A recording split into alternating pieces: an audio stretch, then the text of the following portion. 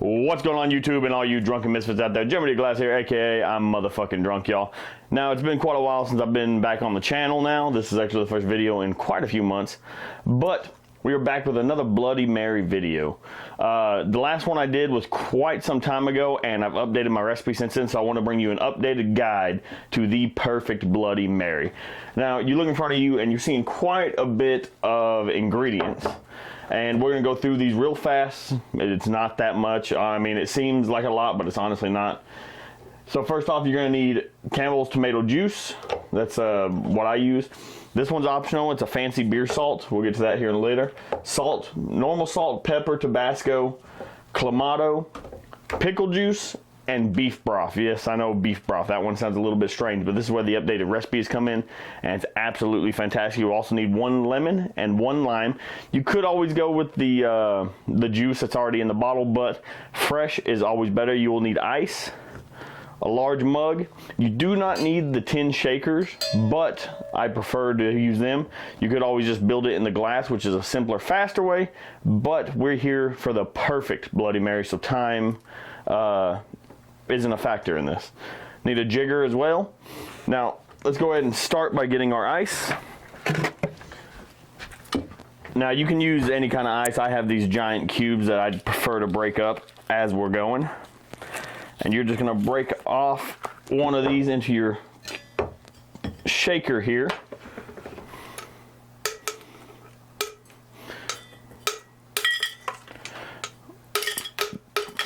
Now, the ingredients I got for these for this recipe came from just years of trying different things with Bloody Marys. Bloody Mary is a very unique drink that you can experiment with and just try new things on and find what works for you.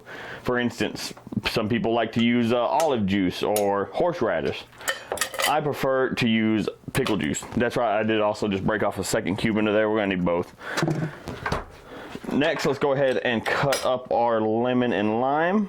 Just cut them in half, because all we're going to be doing is squeezing the juice out of half of it. So for every lemon and lime you got, you can make 2 Bloody Marys. Got a pretty shitty knife here. Alright, let's see. First things first, 7 or 10 grinds of your pepper. Also, you want sea salt as well. Just makes it so much better. And freshly ground pepper as well. 7 turns of your salt. We got this down to a science here. Next, we're going to go with our pickle juice.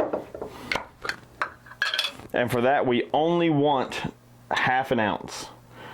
And then you can add later to flavor for yourself, if you determine you want more pickle juice in it or not. You can even cut it back to ¼ ounce is what I used to do, but I bumped mine up a little bit since then. Next, take your lemon or your lime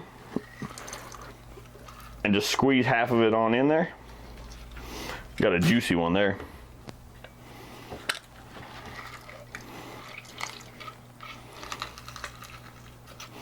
Like I said, you can build this in the glass, which I do on occasion whenever I'm just trying to save time or I'm just trying to get fucking drunk, you know. But like I said, today we're here for the perfect Bloody Mary, so we're doing this down to a science. Next, your Tabasco. And like I said, you can adjust this on how much you need. That was not wanting to come out. I did not put as much in there as it looks.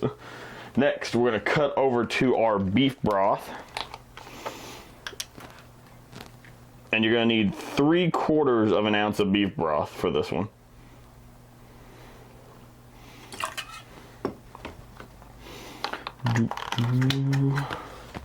All right. Next, we jump over to our tomato juice. Flip that over. 2 ounces of tomato juice. Also, you're gonna need a pretty big glass for this recipe too. As you see here, I got like a 22-ounce mug. It generally comes out to about, I want to say, an 18-ounce drink with the ice in it, of course. Next, we shoot over to our Clamato. Same as the tomato juice, 2 ounces. And then last but certainly not least, you come to your vodka. I'm using Enchanted Rock. It's a Texas vodka, but use whatever vodka you prefer in a Bloody Mary. It honestly doesn't matter if you got cheap or not. because the flavor of the alcohol is pretty masked. All right. Once that's out of the way, take your tin if you got one, and give it a good shake. Get that nice and almost ice cold.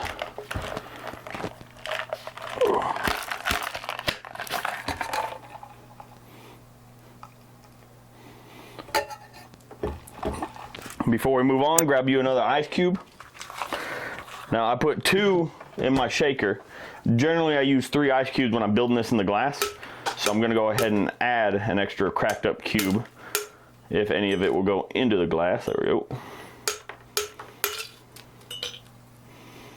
One more cracked up cube into the glass. That'll work there. And then you can pour your Bloody Mary in.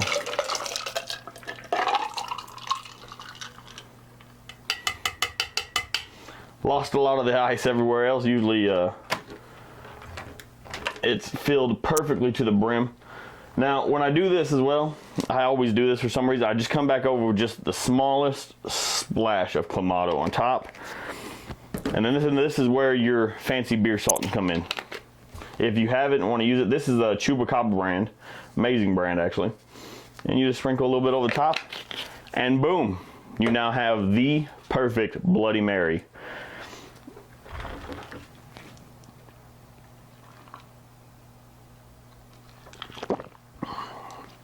And trust me, that is exactly what I needed this morning.